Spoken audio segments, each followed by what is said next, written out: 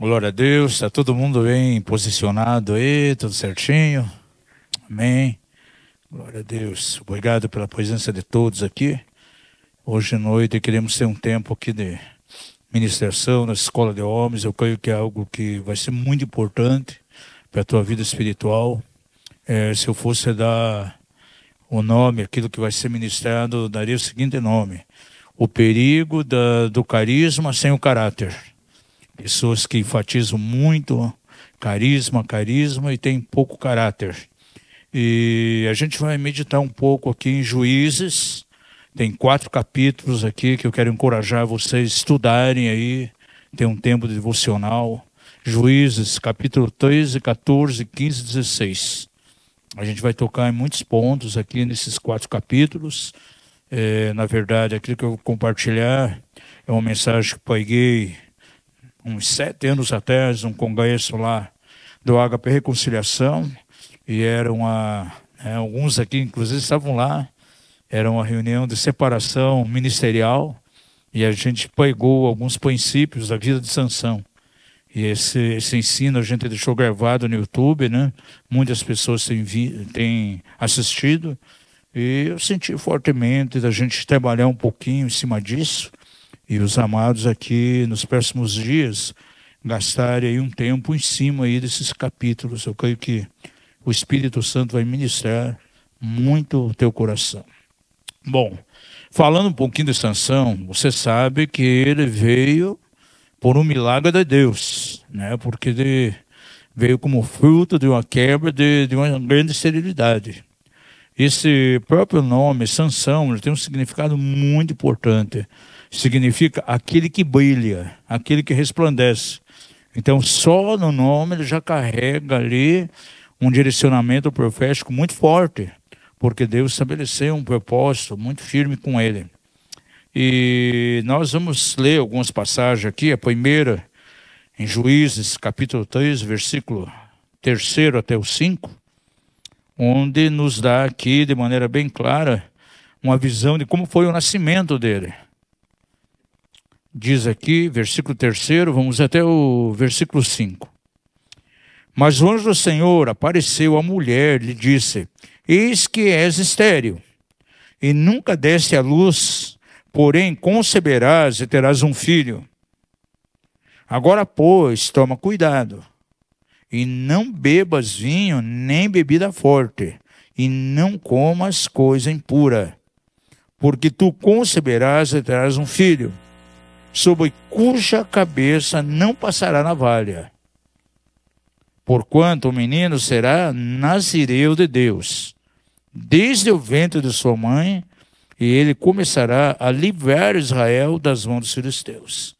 Então aqui já havia uma designação para ser um nazireu, e ele seria aquele que livraria Israel. Então já havia determinado um destino profético. Então aquela esterilidade foi quebrada, houve essa concepção, e um propósito de Deus realmente estava sendo gerado ali, nasceria. E como nazireu, claro que ele não poderia cortar o cabelo, jamais passaria navalha na cabeça dele, e também o nazireu, ele não comia uvas, não bebia suco de uva, não bebia vinho, não comia geleia de uva, tudo aquilo que era de uva não podia entrar na boca dele, né? Então esse era o propósito aqui de maneira muito forte na vida de Sansão. Então, alguém que foi chamado. E no decorrer dessa meditação, você vai perceber que apesar dele ser chamado, diante de Deus ele foi desqualificado. Então guarde bem no teu coração. Uma pessoa chamada de Deus, ela pode ser desqualificada. E você vê tantos homens da Bíblia que começaram bem, mas tiveram um final trágico, porque foram desqualificados. E o que pode qualificar alguém na caminhada cristã, no ministério? A falta de caráter. Tem pessoas hoje que têm muito carisma, e ultimamente a mídia aí tem colocado muita coisa acerca de obreiros, pessoas, pastores, até muito carismáticos, pessoas que edificaram grandes igrejas, mas nunca permitiram ser tratados por Deus. Nunca houve um ajustamento do seu caráter. E os maus procedimentos acabou desqualificando. E nós podemos ver a vida de Sansão como um grande obreiro, mas que foi desqualificado por Deus por causa do seu caráter. Nem sempre o carisma na vida de uma pessoa, na vida de um líder, na vida de um cristão, indica que ele está qualificado diante de Deus, né? E nós vamos ver alguns detalhes aqui muito importantes. Com relação a esse homem que nasceu aqui, ele recebeu uma preparação muito especial. Quando você chega aqui no verso 8 até o 10, você vai ver que ele foi preparado de maneira assim muito maravilhosa. Ele foi treinado, equipado exatamente de acordo com aquilo que o anjo do Senhor orientou aqui a seus pais, né? E eu quero pedir que alguém leia aqui do verso 8 ao 10. Veja que os pais de Sansão levaram muito a sério a questão da formação dele. Então ele teve uma ótima formação. É tipo aquele que vai a um seminário, ele tem bons professores, bons instrutores. Quem sabe o pai, mãe são cristãos, então sabe que Deus tem uma designação, tem um chamado para aquela pessoa, e eles vão se empenhar, vão trabalhar no sentido de preparar essa pessoa para chegar ao cumprimento lá do seu destino profético. Então alguém lê para nós verso 8 a 10. Eu leio aqui. Pode ler. Então Manoá orou ao Senhor e disse: Ah, Senhor meu, rogo-te que o homem de Deus que enviaste venha outra vez e nos ensine o que devemos fazer ao menino que há de nascer. Nos ensine o que é de fazer. Olha o empenho do pai daquela criança. Deus ouviu a voz de Manoá e o anjo de Deus veio outra vez à mulher, quando esta se achava assentada no campo, porém não estava com ela seu marido Manoá. Apressou-se, pois, a mulher e, correndo, noticiou a seu marido e lhe disse: Eis que me apareceu aquele homem que viera a mim no outro dia. Então veja só, o próprio anjo do Senhor traz orientações aos pais como Sansão devia ser criado para cooperar no cumprimento daquele propósito, né? Então nós vemos que sobre esse homem aqui havia um desígnio de Deus e o próprio anjo do Senhor instruindo seus pais como deveria então estar cooperando para elevar realmente Sansão ao cumprimento de um plano de Deus, né? E o verso 24 nos mostra de maneira tão clara que a bênção do Senhor estava sobre ele. Então ele teve um início muito bom, debaixo da graça, debaixo da bênção de Deus. Veja o verso 24. Alguém pode ler? Eu vou ler aqui. Depois deu a mulher à luz um filho e lhe chamou Sansão. O menino cresceu e o Senhor o abençoou. O menino cresceu e o Senhor o abençoou, né? Na mais tenra idade, já debaixo da graça, debaixo da bênção do Senhor.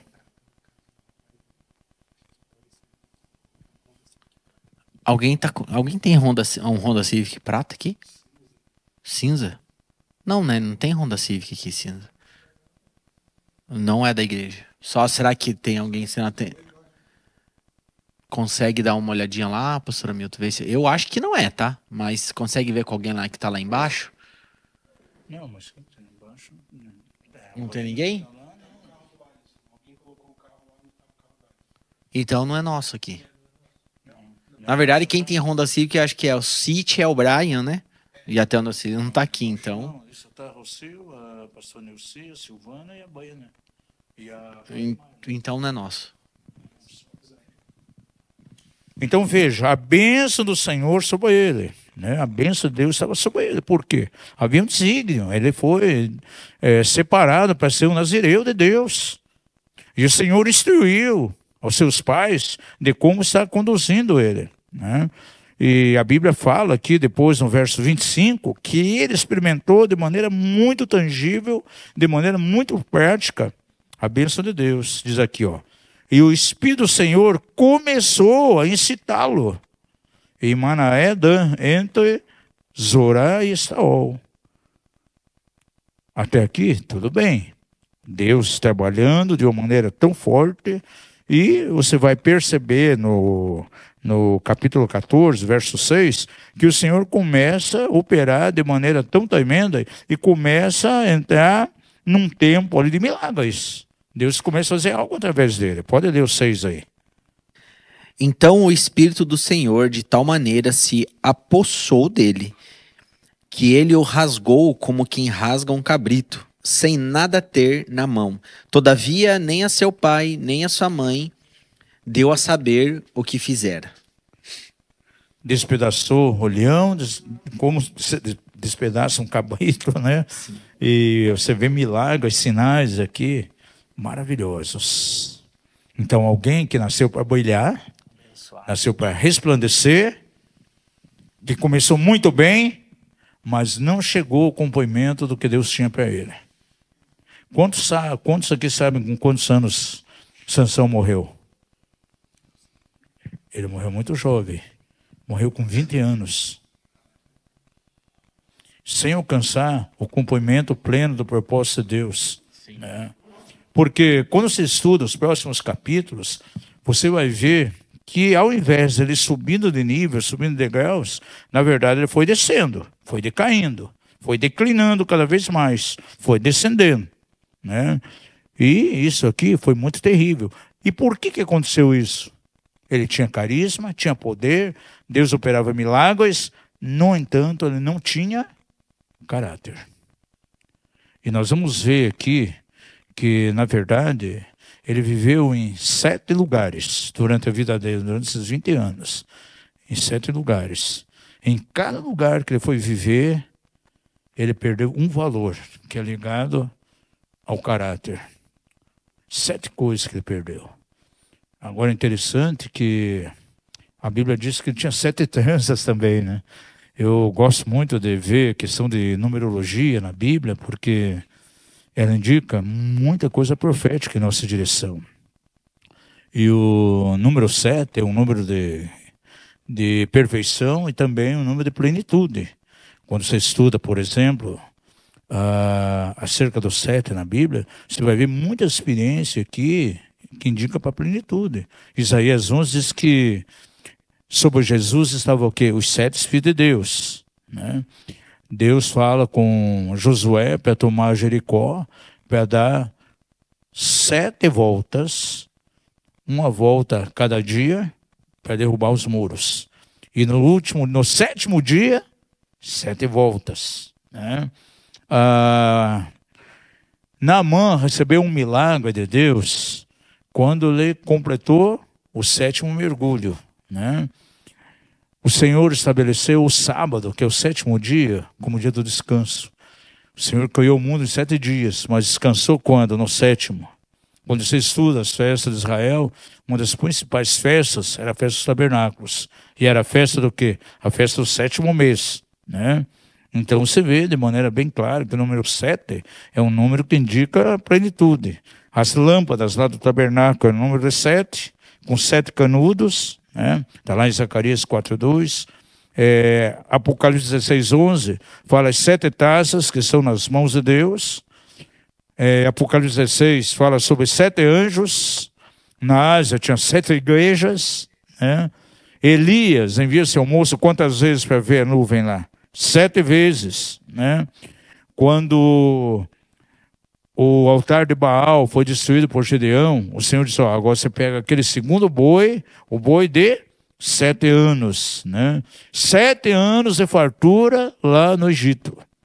Agora, nós que trabalhamos bem forte aqui com guerra espiritual já só há anos, eu entendo que dentro dos propósitos de Satanás, muitas vezes há uma perversão dentro da numerologia. Por exemplo, dentro do judaísmo, a cabala judaica ela vem exatamente dos judeus, aqueles judeus que se apostataram, que assimilaram toda a cultura babilônica, toda a cultura do Egito, toda a cultura do Império Medo-Persa. Eles também levam a sério a questão de números. E você vê uma perversão. E você vê que na Bíblia mesmo existe perversão do número 7. Por exemplo, fala de 7 anos de escassez de alimento no Egito. A besta lá do Apocalipse 13, quantas cabeças tem? 7 cabeças, né? O dragão vermelho lá do Apocalipse, 7 cabeças. O espírito maligno saindo de alguém anda por lugares áridos, buscando repouso. E não encontrando volta, e leva consigo quantos demônios? Mais 7, né? Então, 7 demônios piores do que ele. Então, o 7, ele é pervertido muitas vezes dentro das obras de satanismo, a questão de esoterismo, na macumba, na feitiçaria. Outro número importante na Bíblia é o número 5. Né? Dentro daqui da revelação bíblica, 5 é o número que simboliza a graça de Deus. Então, existem 5 ministérios, 5 pedrinhas lisas no alforje de Davi, e com uma ele derrubou o gigante Golias. O tabernáculo era sustentado por 5 colunas, 5 ingredientes no óleo da unção, 5 virgens prudentes de um óleo, 5 são os ministérios da graça de Deus: apóstolo, profeta, mestre, evangelista e pastor. Agora, dentro do esoterismo, você vai encontrar a perversão do número 5 também. Por exemplo, o pentagrama. São 5 pontas. E dentro, por exemplo, da nova era, tem um significado muito forte. Significa os 4 elementos da natureza, né? A água, o que mais? O fogo, o ar e a terra. E uma das pontas, o próprio, segundo eles, é um espírito de grande poder que domina, então, os 4 elementos. No Espiritismo vai aparecer lá de maneira muito forte o pentagrama. E vai aparecer também no próprio satanismo. Cada ponta indica um principado. Uma das pontas é o próprio Lúcifer, depois Leviatã, Astarote, Beelzebu e Asmodeus. Então as trevas, elas pervertem a numerologia. Então aqui eu quero chamar a tua atenção aqui, porque Sansão diz que tinha 7 tranças, ele morou, quando você estuda esses 4 capítulos, você vai ver que ele viveu exatamente em 7 lugares. E em cada lugar ele perdeu uma área de caráter. E o final, a última cidade que ele morou, ele perdeu todo o propósito de Deus. E nós vamos fazer aqui uma viagemzinha por cada uma dessas cidades aí.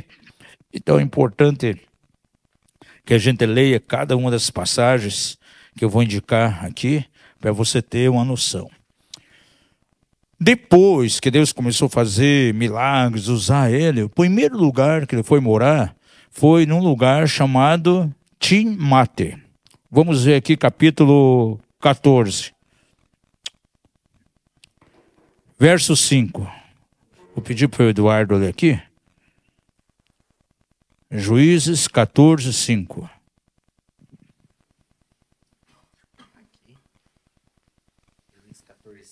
É.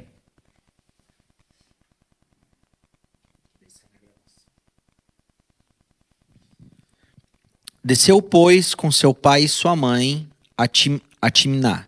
E chegando às vinhas de Timná, eis que um leão novo, bramando, lhe saiu ao encontro. Então eu pergunto a você agora, o que ele vai fazer num campo de vinhas? Se ele é um nazireu. Ele não tinha nada aqui em Timnate.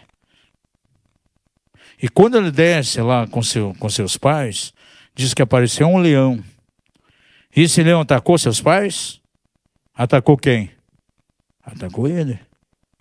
Porque ele, sem sabedoria, ele vai exatamente a um lugar onde ele não devia ir. Como nazireu, jamais poderia entrar num campo de vinhas. E ele entra. Aí nós entramos um pouco aqui para o campo da libertação, pessoas que dão área de legalidade para Satanás na sua vida.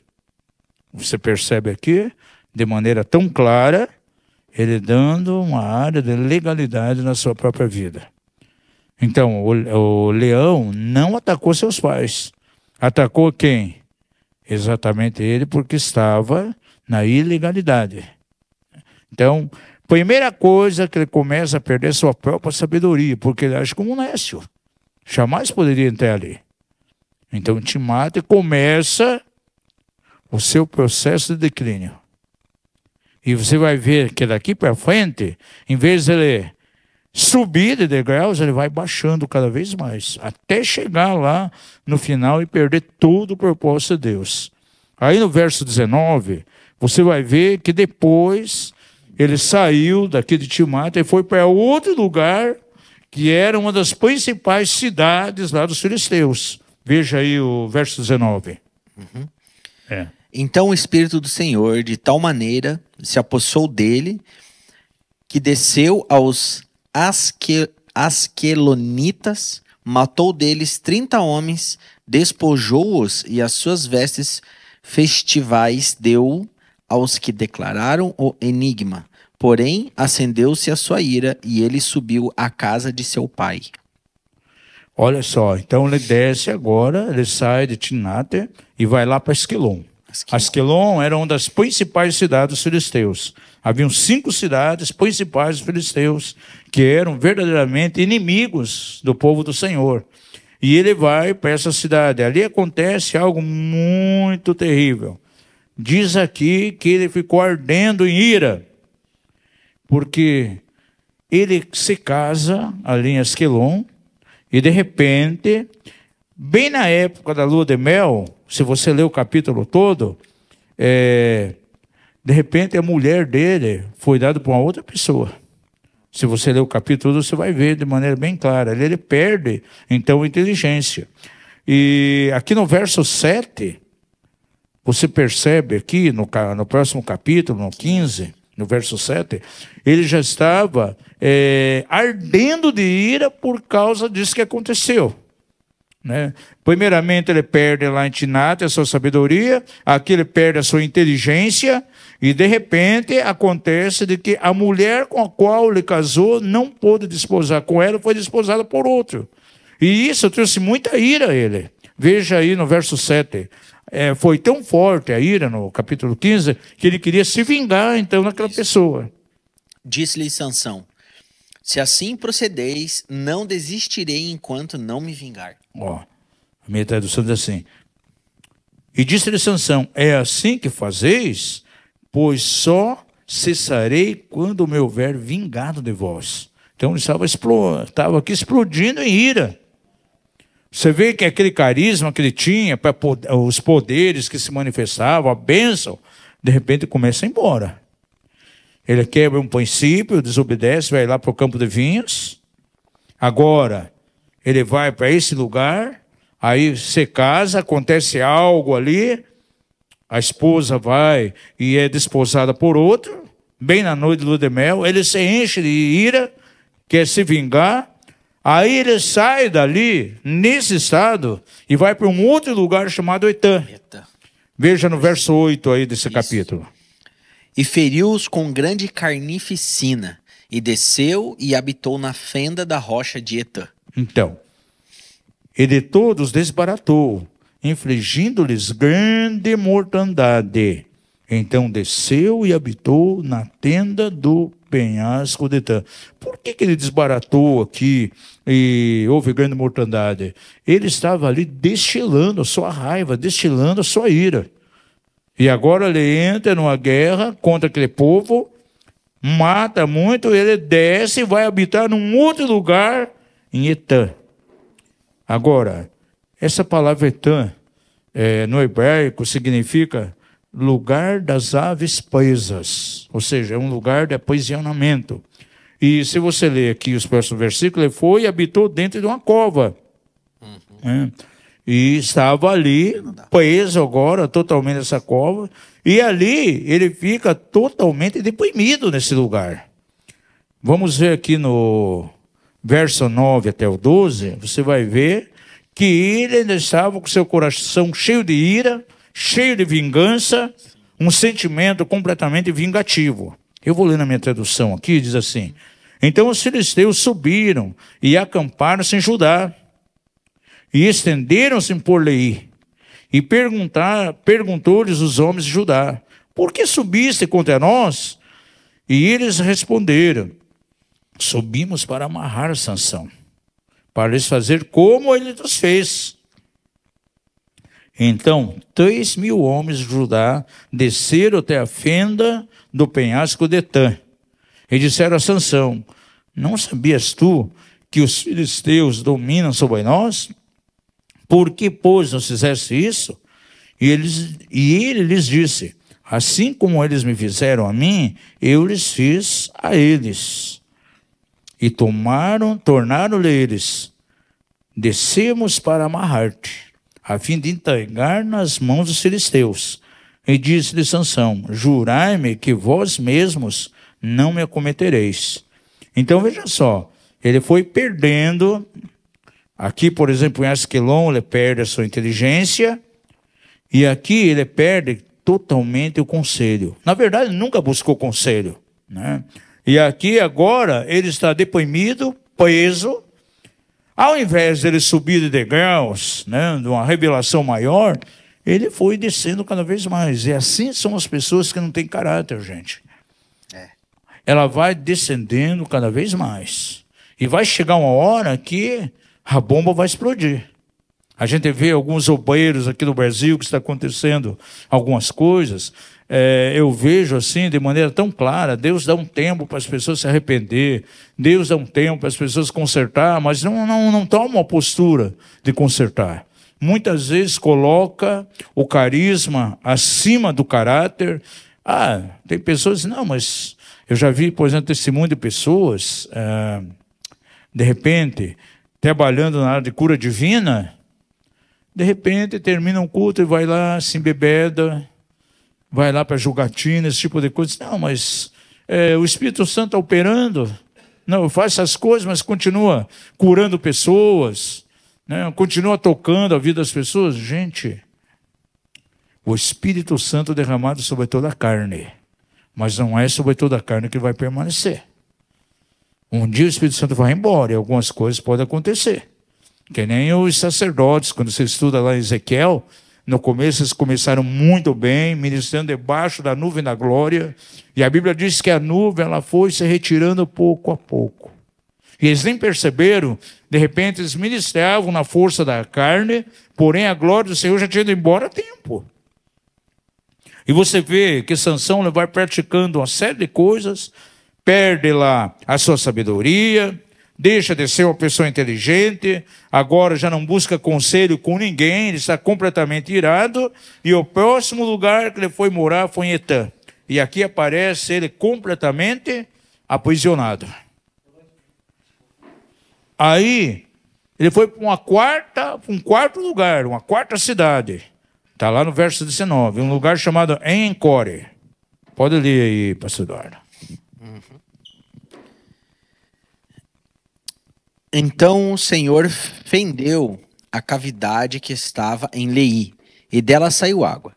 Tendo Sansão bebido, recobrou alento e reviveu. Daí chamar-se aquele lugar aqui no meu caso, que né, em En-Core, até o dia de hoje.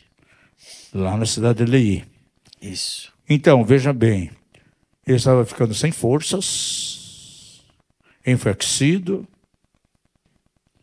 Na verdade, aquele que nasceu para brilhar estava se apagando. E verso 19 aqui fala de maneira muito forte, então, que as forças dele já estavam indo embora. Então foi aberta uma fonte ali em Leí, e dela saiu água. Sansão, tendo bebido, recobrou o alento e reviveu.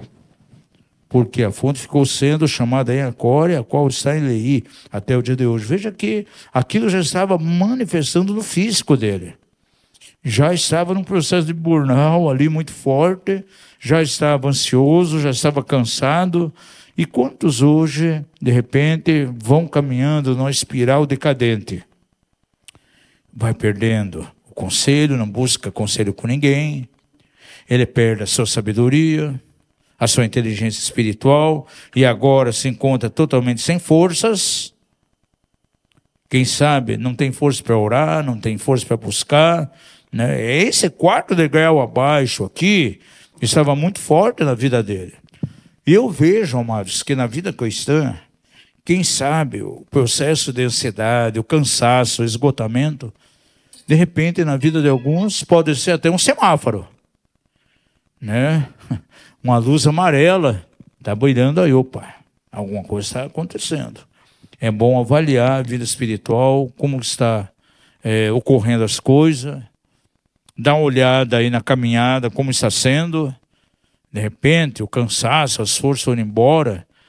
Para ele aqui foi um sinal, porque já era um resultado daquilo que ele começou desde Timóteo. Ali ele já estava de maneira completamente ilegal. Como nazireu, ele não podia entrar num campo de vinho, ele entrou. O leão aparece, começa a persegui-lo, não persegue o pai e a mãe. Aí ele vai numa decadência cada vez mais para baixo. Em Asquelon teve todo aquele problema com a esposa, né, que foi desposada por outro. Isso levou a sentimento de ira, sentimento de vingança. Aí quando ele vai para Etã, a Bíblia diz aqui que ele foi preso, literalmente os filisteus o prenderam. E você vê já ele completamente aprisionado. E agora, quando ele sai de Etã, sai daquela prisão, ele vai para Enhacore. Só que Enhacore já estava num processo de cansaço. Uma somatória daquilo que estava acontecendo lá atrás. Aqueles problemas começaram a somatizar. O que é somatizar? É quando alguma coisa espiritual ela começa a afetar o nosso organismo e nós começamos a sentir algo fisicamente como resultado de um estado, de uma alma que está decaída, ou quem sabe de um espírito que está completamente apagado. E começa a manifestar no soma, no corpo. É a somatização.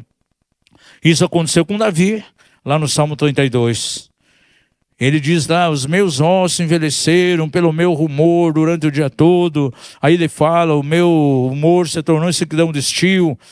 Houve a somatização, estava manifestando algo no corpo dele. E todo esse aspecto espiritual na vida aqui de Sansão, agora se manifestava no corpo dele.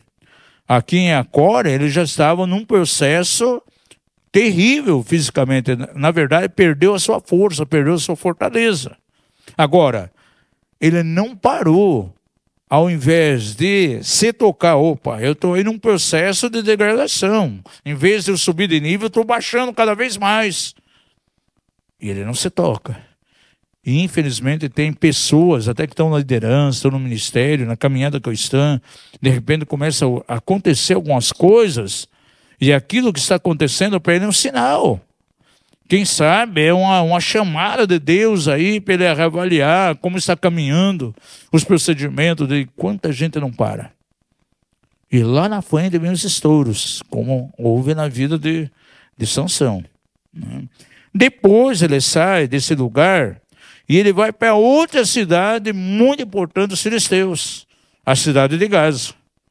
Veja aí no verso 1 do capítulo 16. Sansão foi a Gaza e viu ali uma prostituta e coabitou com ela. Olha, aqui ele perde totalmente o conhecimento. Se une com a prostituta, se contaminando com ela. Na verdade, agora Sansão se embruteceu no seu conhecimento, né? Olha que decadência. Então em Gaza ele começa a se prostituir. A Bíblia diz claramente que um abismo chama outro abismo, né? Tem um texto que as pessoas usam de maneira muito errada, interpretam de maneira errada. Aquele texto de Isaías diz assim, ainda que seus pecados sejam vermelhos, se tornarão brancos como a neve. Tem gente que coloca no sentido positivo isso. Só que você lê o capítulo todo, o contexto de que Isaías fala aquilo, ele faz uma comparação de um estado de lepra, que o pecado na Bíblia é comparado com lepra. E a lepra realmente começa com hematomas vermelho. E quando ela não é tratada, não é extirpada, ela leva a pessoa a ter uma coloração completamente branca. E o que Isaías está dizendo, olha, se vocês não consertarem aquilo que é vermelho hoje, se não for consertado, vai se tornar realmente branco, como a neve. E tem gente que usa um aspecto, interpreta de maneira errada. Não, ainda que o teu pecado é vermelho, o Senhor vai trabalhar, vai purificar, e você vai ficar branco como a neve. Não. Aqui está falando de um estado de lepra, gente. Se você ler todo o capítulo, você vai ver isso de maneira bem clara. Então, veja bem, uma infecção, quando não é tratada, ela vai trazer muitos males para a pessoa. E qualquer foco pecaminoso da vida de alguém, se ele não é tratado adequadamente, ele vai se tornar no estado de lepra amanhã depois. E isso acontece com Sansão aqui, né? Agora ele se envolve totalmente com a prostituta. E não para. E ele continua descendo cada vez mais, né? E eu creio que Deus queria, na verdade, dar uma sacudida para ele tomar um rumo certo, tomar um caminho certo, né? Para restaurar na vida dele o propósito de Deus. Mas ele nem se toca. E ele vai descendo cada vez mais. Aí ele vai habitar numa outra cidade. Na cidade de Sorek. Vamos ver aí, verso 4, capítulo 16. Depois disso, aconteceu que se afeiçoou a uma mulher do vale de Sorek, a qual se chamava Dalila. Então, a palavra Sorek no hebraico quer dizer vinha escolhida. Vinho. Você vai novamente para um lugar, ele como nazireu não podia ir. Porque Sorek era um lugar de vinhas, né? E ele vai exatamente para esse lugar e conhece então Dalila. Você já pesquisou esse nome no hebraico Dalila? O que significa? Significa aquela que apaga. Agora, Sansão, qual era o propósito de Deus para a vida dele? Brilhar como o sol, aquele que brilha. Agora ele vai para Sorek, conhece Dalila, que significa exatamente aquela que apaga, e acaba se envolvendo com essa mulher. Você já sabe a história lá, toda a questão do enigma que foi colocado ali. Ela é cortado o cabelo dele. Aí ele perdeu totalmente o temor de Jeová. Quantas pessoas chegam exatamente nesse estágio de perder de maneira total o temor do Senhor?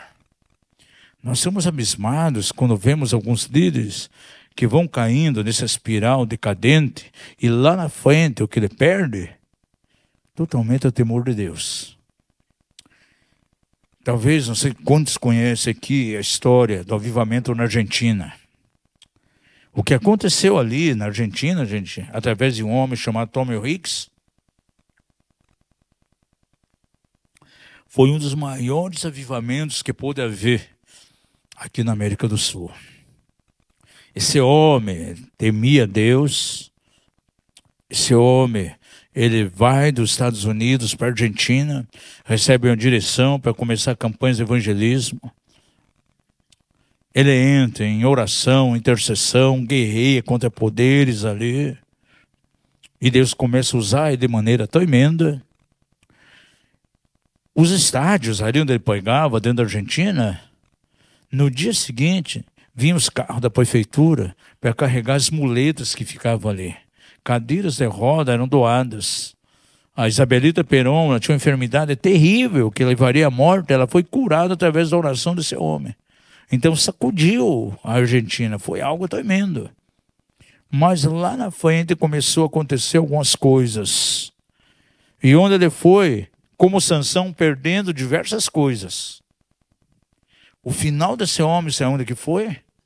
Ele volta para os Estados Unidos e ele morre atirado numa rua como bêbado. Ele se alcoolizava depois de ser usado tremendamente por Deus e sacudia uma nação.